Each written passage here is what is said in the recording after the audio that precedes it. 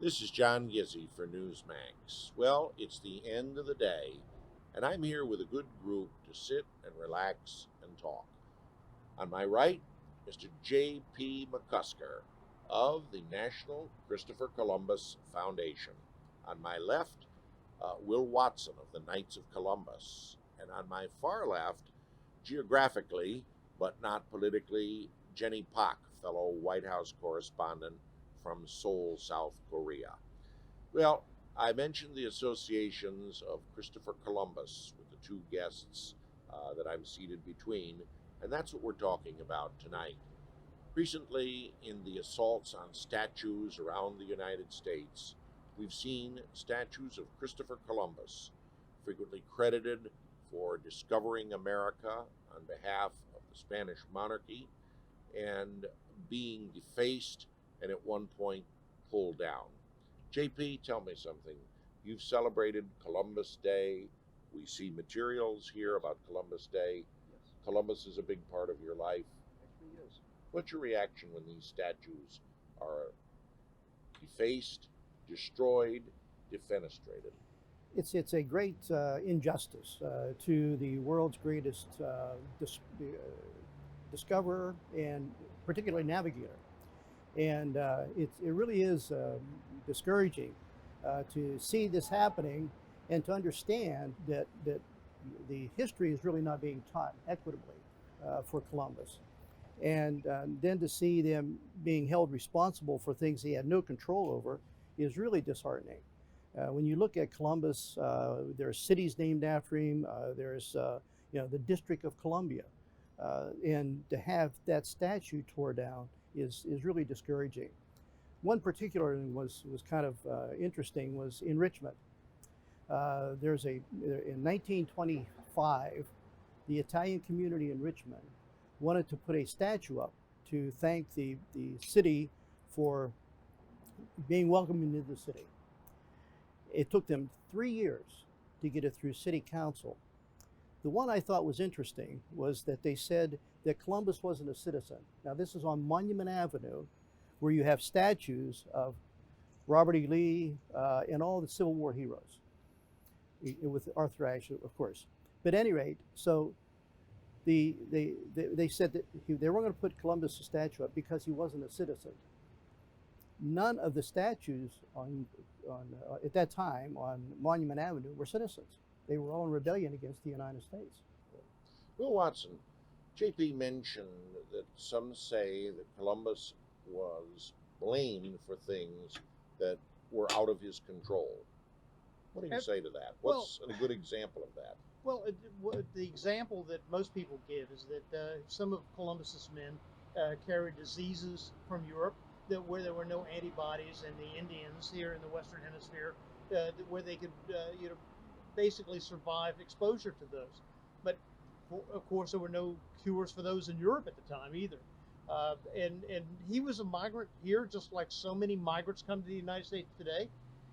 We welcome them all, and some of them bring diseases, some of them bring crime, but we look for the best in everyone, and there's no reason we shouldn't look for the best in Columbus. Did Columbus bring slavery to the United States? I don't believe that. I believe that Columbus, came as an emissary of the royal house of Spain to search for the new land, and he found it. And the rest of the history of North America, especially the United States, is just incredibly brilliant. Mm-hmm. Janne, yeah. You are an immigrant to this country from South Korea. You've heard about Christopher Columbus since you came and settled here yourself. What do you think of the assaults on his statue Yes, that we read about? when I was in Korea, I studied about the history of the United States. We first learning about the discovery of Columbus Day. So I still remember Columbus Day. It's a great country of the United States. So these days is many demonstrators, and they really disturb, pulling down the statues and stuff. It makes me so disappointed. And also is world hero MacArthur, General MacArthur statues in Korea, in Incheon. And a lot of Koreans, the leftist wing side, which means is communist, the pro-communist peoples, they falling down the MacArthur statues.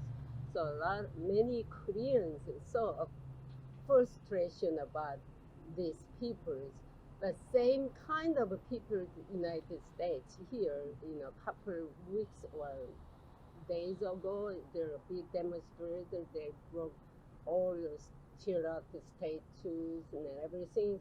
I was so worried about the United States. What's going on in this country?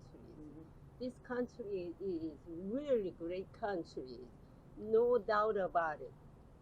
Why they matter about it, what kind of issues they bring to shows to all of the international countries. JP, Jenny talks about the destruction of statues. May I go back to the slavery issue? Sure. Okay. We have to understand something, that Columbus did not bring slavery to this country, to this continent, I should say. The Indian at the time, the Tiwans and the Caribs were the two predominantly nations that were here, and they were enslaving each other at the time. So when we say that Columbus brought slavery to the United States, that's an absolute falsehood. There was instances where in one situation where he did take slaves, but that was when he was helping the Tiwans defeat the Caribs. I'm sorry, I interrupted you. Not interrupting at all. Jenny mentioned the destruction of statues. Yes. What is your organization doing to make sure that this doesn't happen, or at least to reach out to perhaps educate and enlighten those who may dislike Columbus? Well, our organization has taken a three-step approach with Columbus. One is we want to tell his complete story. He was not a saint, we understand that, but at the same time we want to educate. So we're working with some individuals on putting together a curriculum that we can introduce into the schools that teaches Columbus. Secondly, we want to defend the statues. And we're working with different organizations, the Sons of Italy, the Knights of Columbus, and other organizations, even going outside the Italian community to organizations such as the Ancient Order of Hibernians, to the Jewish Defense League, to organizations, because I believe as long as we're going to keep this as an Italian issue, that we're not going to gain any ground. But if we reach out to other organizations and ask them to join us, then I think we have more of a traction on saving Columbus and the statues. Then, of course, our third prong is the celebration that we put on every Columbus Day weekend in front of Union Station, where we have ambassadors from Spain, Italy. We've invited from the Bahamas. We invited from the Organization of American States. And then we had an essay contest where we invite the youth, working with the Daughters of the American Revolution, putting together a program that talks about different aspects of Columbus's voyage and Columbus's settlement here in the United States. Brings all that together, and we put it on at the statue every Columbus Day weekend. Well, tell me something.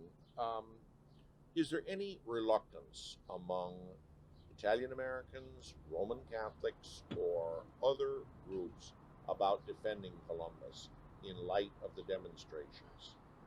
No, I think the goal is to, as was said, that the goal is to inform and let people know the whole story of Columbus. In fact, it's mentioned the Ancient Order of Hibernians, which is the Irish Catholic Society, is assisting in this. I am also a member of the Ancient Order of Hibernians because I'm of Irish descent, and it's important to know that the Knights of Columbus, which is the oldest fraternity in the Catholic Church here in the United States, was formed in New Haven, Connecticut. And it was formed because so many immigrants, Irish, Italians, and others, were being abused and working in the various factories.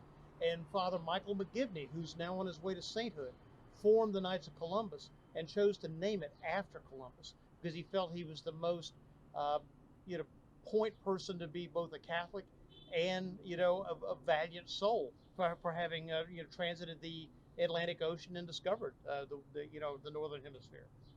Is Columbus Day in trouble, JP? Good question. From my perspective, no. I'm of the opinion that we're going to continue to work towards maintaining Columbus Day as a national holiday. We're going to continue to have the ceremony in front of Union Station. I refuse to let bullies tell us that we are not honoring this great man. So I just, in my mind, we are going to continue on with Columbus Day, the Columbus Day celebration. It may not be the same celebration we've done in years gone by because of this virus that we're dealing with, but we're still going to continue on with the statue and with the holiday. Jenny Pak, does the destruction of statues or the assault on Christopher Columbus make news in South Korea? What are they saying in the land of your ancestors about this? I think the Korean people love to talking about Columbus, discovering Columbus Day. And also, this my opinion is you better keep the Columbus Day for celebrations because of this is great country, it's America. It's kind of signification for Columbus. And this is not like political issues. This is fact. That's what I thought. Well, on that note, let's have Italian food and enjoy ourselves. Thank you all for joining us. you. Buonasera. Thank you. Thank you.